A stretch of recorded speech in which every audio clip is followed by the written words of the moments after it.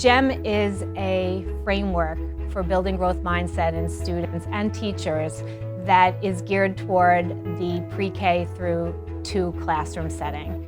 Hi, my name is Jen Machin. I'm a learning specialist here in Mineola. My role this year is to help implement and embed the model of growth mindset throughout the entire district.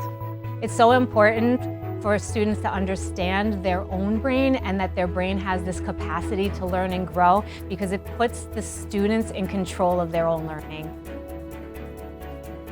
So the JEM Framework consists of 9 learning labs. The goal of our first lesson is to help students understand that we have a brain in our head and that there's different parts of our brain and that we can control those parts in order to get smarter. The brain controls everything you do. The brain has many parts that do all different kinds of jobs. My name is Lisa Richards and I teach STEAM here at Hampton Street Elementary School. I like to start with finding out what children know. I also ask them what they want to know. Tell me something you know or notice about my picture there. It's big. It's big. I wonder why there's separate parts of the brain. I wonder why there are separate parts. So we start there, what do we notice? And then what do we wonder? What questions do you have? And then we work on how we can find those answers. So today they're learning about 5 parts of their brain. And the cerebrum helps you to think and speak. So we first learned little bits and pieces of 2 parts of the brain, and then we created it with clay on a picture map so they could visualize where that part was. They also talk about their cerebellum, which controls movement. Put your right foot in and you shake it all about.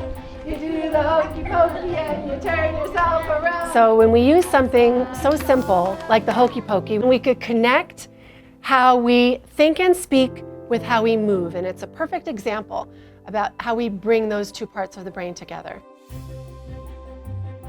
Using the real terms of the brain function and allowing them to feel what it feels like to use your cerebellum or to control your amygdala really brings that to a much higher level for them. They start to use the vocabulary. And I want you and your group to put it in its spot. It is called the amygdala. You say amygdala. Amygdala! It helps make it very concrete for the children that they have actual tools that they're going to be accessing to solve these problems. And the amygdala is one of those pieces that we can just keep coming right back to. Sometimes when we are hurrying and we need to calm ourselves, we can take a big breath. Take a big breath with me. In the STEAM room, we almost exclusively work in groups.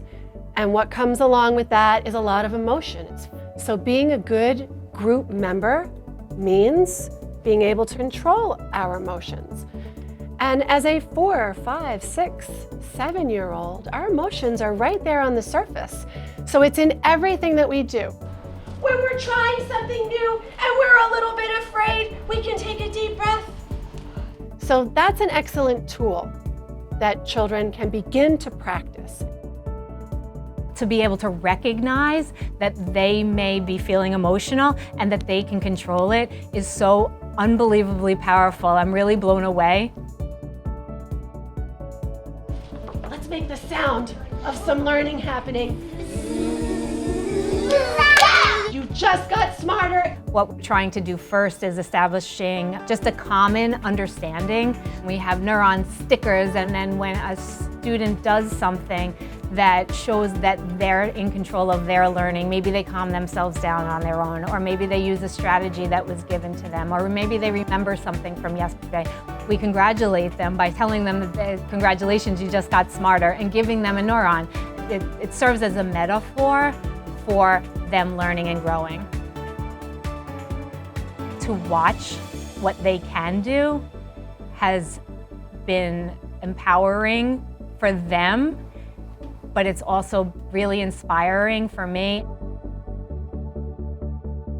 If this is the beginning of what we're doing, what's going to happen next? And then what it's going to look like come the end of the year. I think it's great because children are so smart and they're so available and ready. We're empowering them. We're giving them the tools to say, I have control over this. And it empowers me as well to work with them on a cerebral level.